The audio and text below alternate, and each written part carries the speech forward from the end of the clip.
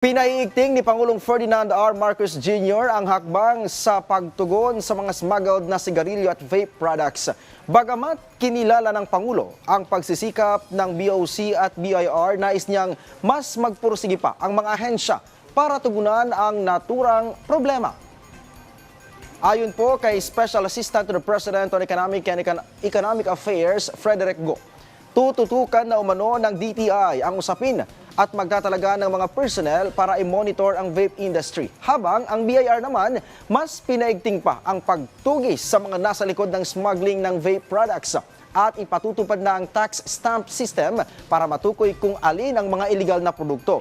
Isinusulong din po ng Private Sector Advisory Council ang pag-amyenda sa Anti-Agri-Smuggling Act of 2016 para mapabilang ang tobacco products. Hinimok pa nito ang DTI na magtakda ng deadline para sa registration ng importers at manufacturers ng vape products. Ganyan din po ang pagpapanatili ng enforcement ng mga batas laban sa mga smuggler.